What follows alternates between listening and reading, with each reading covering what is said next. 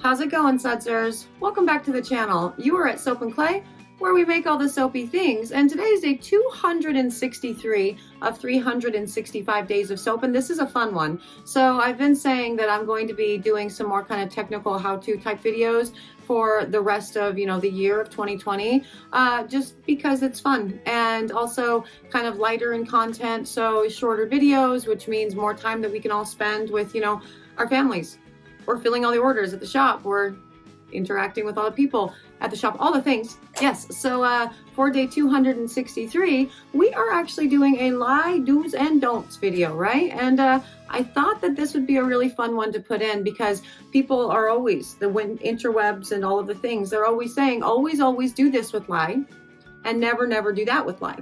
And it goes from like regular just lye into water and not water onto lye, or with alcohols or milks or all the things. And so we are going to talk about those things in one awesome video, right? And I'm going to show you the way that you're supposed to do it, and also what happens when you don't do it the right way. So let's go check that out, and you can watch me and see if maybe I explode. I don't explode. I had to have existed in order to have edited this to put it here. So no explosions, but let's go check it out.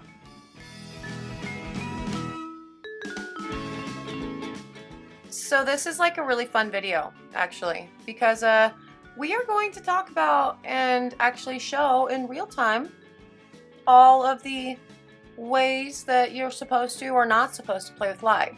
Now, first up is the way that you're supposed to do lye, right? So you measure out your lye into a separate container. Do that. You figure out how much you need for your batch, and you measure it out in a separate container. Yes, do that for sure. And that actually went a little bit too high. So we're going to remove some of it and try it again, because for this particular recipe, I believe I need like 5.62, 5.46. I'm not sure. We're going to see where I stop. 5.46. 5.47 is close enough. Good. You measure it out. Now that is the reason why you are supposed to measure out your lye in a separate container and not just dump it into your water, right? And then you're going to measure out your water. And actually, you know, if you're beginning soaping, I actually really do recommend measuring out your lye into a separate container, because will you know how much more oil to put into your recipe if you overshoot your lye, just like I just did. I overshot it by 0.3 ounces, which is not insignificant. So measure out your water, and then you pour your lye into the water solution. And you're going to do that with, and there you go. You mix it up and it's all great, and that's awesome. And yes, it's sweet. There it is. There's your lye solution into your water, and you mix it up until all of the lye is dissolved, and that is great, and that is 100% the right way to mix lye, for sure. Like, that's it. Easy peasy. I don't ever actually use a lye. I don't ever actually use a separate container to measure my lye out anymore, though. I put it all in, and so we're sitting at about 175, 76 degrees right now with that lye solution. So this is the reason why, you know, it's a double whammy for heat. You have to pay attention to your heat when you are working with lye, because you don't want to be dealing with a caustic burn and a heat burn, right? So that's why we let our lye cool down to at least 120 degrees. All the things. Now, let's find out what will happen if we have the lye in and we add water to it, because that is the thing that you are always told. Always, never, ever add water to lye. And for the record, I agree with that. You should never, ever add your water to the lye, because there is too big of a potential of creating, essentially, it'll bubble up and like come out of your container if you don't have a big enough container to do the thing, because of the sort of the gravity and all of the water coming down onto the lye itself. It's all a thing. But I don't know that you've ever seen what happens when you add water to lye instead of lye to water. And this is it. This is what happens. My container was big enough to handle any sort of expansion, right? And so there wasn't a crazy volcano going on, but there is the potential for a crazy volcano. So, you know, I still say don't do it, but here is what it looks like when you do it. Now, I actually decided with this that I wanted to do a double batch instead. And so I'm going to go ahead and add the second portion of lye to this and do the thing, and then add more water to double the batch while we already have a lye solution in play and super hot in this container. And so let's see what happens here. Here's my water. My lye went into the solution that was already there. And then I put the water in. And look at that, mixing it up, and nothing is coming out of the thing. It's all fine. But again, there are potential disasters that will await you if you add your water to your lye. So don't do that. Just always add water. Just always add your lye to your water and not the other way around. But again, have you ever seen that before? Have you ever attempted to try it before? I mean, honestly, I don't think many soapers would ever do that, because, you know, you hear lye volcano and all of this stuff and it just sounds terrible. So you're like, well, I don't want to risk that. And you shouldn't risk that. But, you know, now you have a visual on what that looks like, and the heat is all the same, and it's all an awesome thing. And yeah, there's that.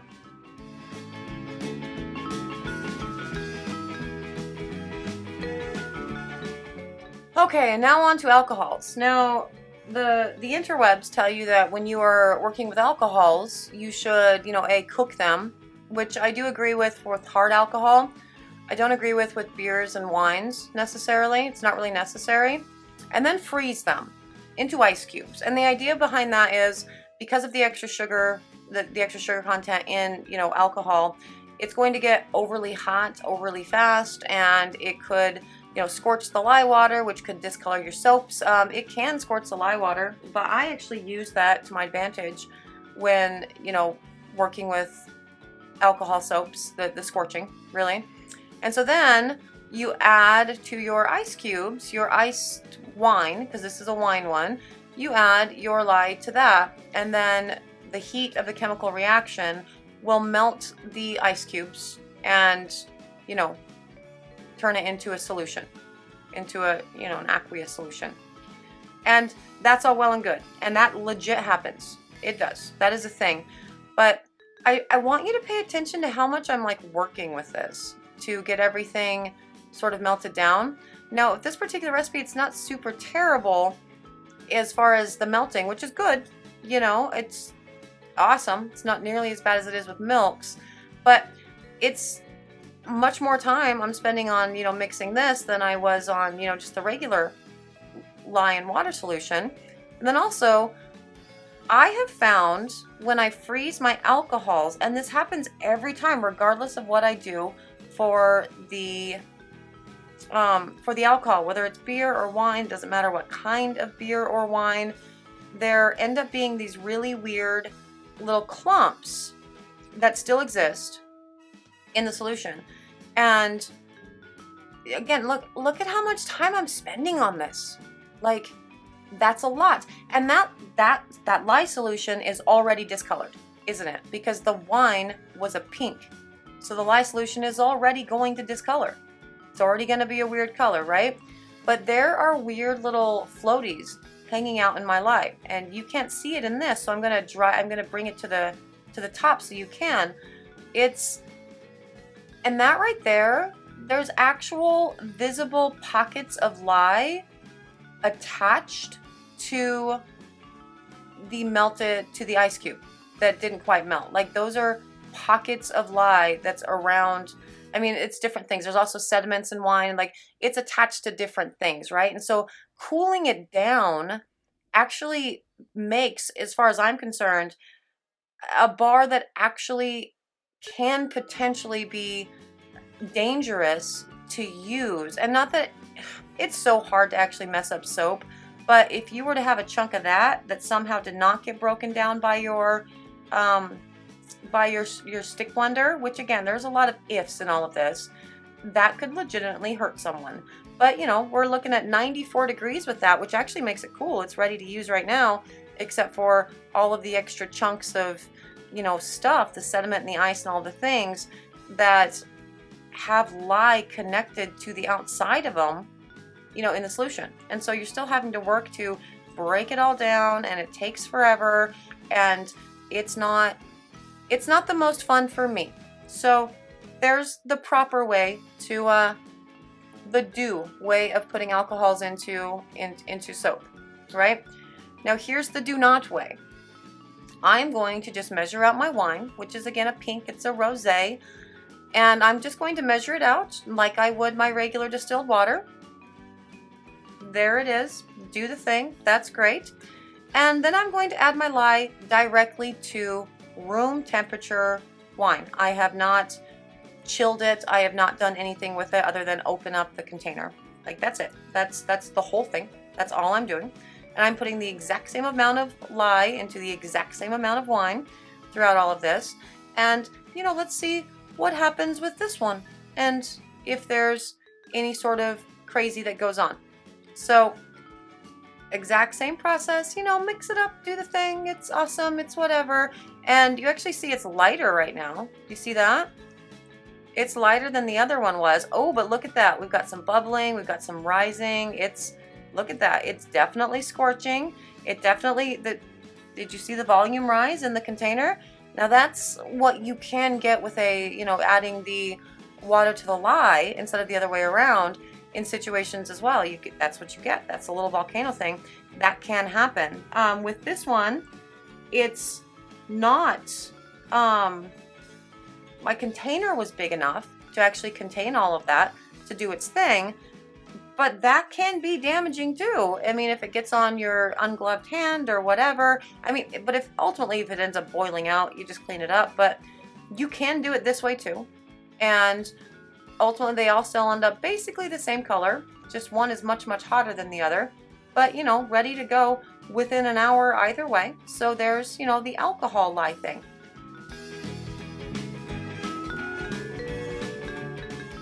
And onto milks. Now, the interwebs will tell you basically the same process for milks, and for basically the same reason. The biggest thing that you're concerned about is the lye overheating and it's scorching the lye solution and therefore discoloring your soap.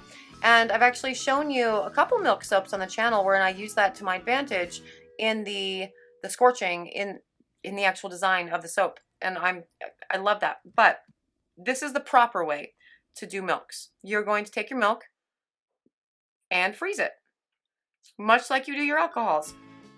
Not necessary to like boil anything off with milks though. And then you'll add your lye directly to your frozen milks and then begin the arduous process of making it, you know, a liquid solution, and make sure that all the lye is dissolved and that the lye has heated up everything enough to fully melt all of the ice cubes and all the things. So that's what we're going to do now. And it's a long process. And I do recommend not using like a bamboo stick for this, because it has potential to break and all of that, because you're really working that when you have the ice cube solution there. You're really working with that and playing with that a lot, moving everything around as it starts to melt. It's a slow melt. It's slower than the alcohols, than wines or beers, for sure. And it just becomes, God, it's such a long process. And this is not something that I've ever been super into, right? Because the mixing of the lye, that's the shortest part of the entire soaping thing, mixing up the lye. And then you have to wait for it to cool down. The bonus of this, obviously, is that you don't have to wait for it to cool down. It's going to be sitting at, close to room temperature once it is done, once you've fully dissolved all of those, ice cubes, those milk cube thingies with your lye. And so that's cool. You can like start soaping immediately, which is good. But for me, like the amount of time that you have to work with it, and you see how it has a beautiful like pale yellow buttery color there. That's every milk I've ever worked with.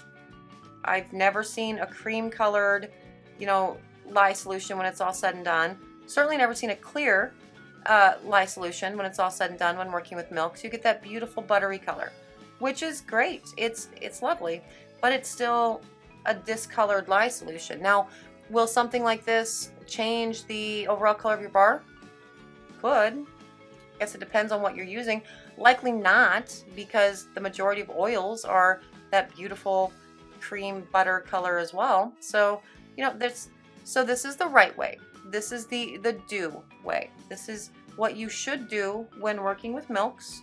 You should freeze it, use it in ice cube form, and then put the lye into it. Now, I had to go to a spatula here because the solution is still so cold that it's not fully dissolving all of the stuff from the ice cubes.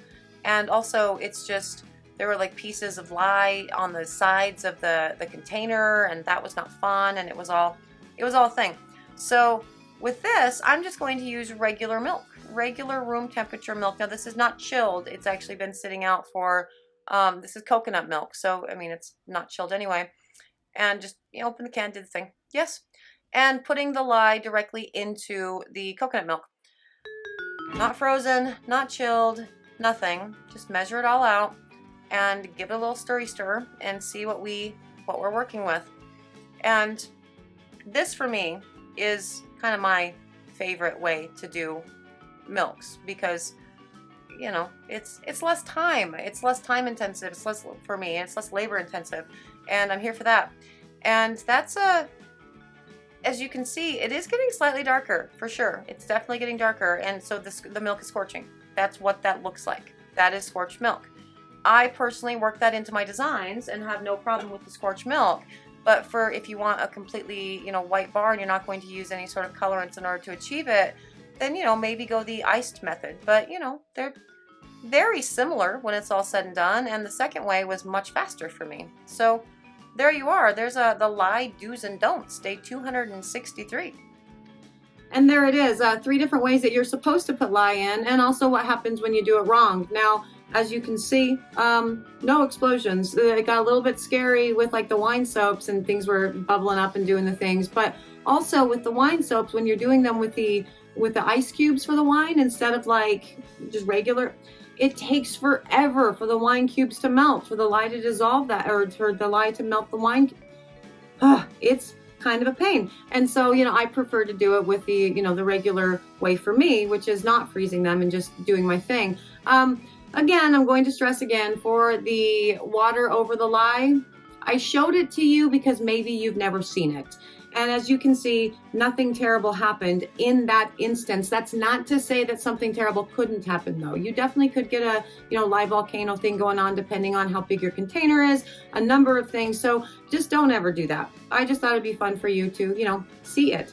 So yeah, that's kind of it with the lye stuff. I mean, the biggest thing that you have to remember when you are making soap and you were dealing with lye, because yes, lye is a chemical and, it is a caustic and there are, things that exist within that, but you have to approach it from like an actual like logical standpoint, right? Lye is not plutonium. If you drop it, if you spill it, you're not going to level an entire city block. It's easy to clean up, it's easy to correct. So don't be super afraid of your lye. Show it the respect that it deserves, and it will serve you well in all of your soaping journeys. Now, if you're interested in seeing what we do for the rest of 2020, the rest of the year, for all of the how-to content and all that jazz, you could subscribe to the channel. That would be awesome. I would super appreciate it. For those of you who are subscribed, hey, thanks for being awesome. I super appreciate you. And I'm glad that you guys joined me for another round of 365 days of soap. I hope you had some fun. I did. It was fun. Definitely had my goggles on for the water over the lye thing though, like for sure. But yeah, it was fun and I didn't explode. I will be back for another round of 365 days of soap tomorrow as a result of me not exploding. So that's cool. So yeah, I'll see you guys all again then. Bye.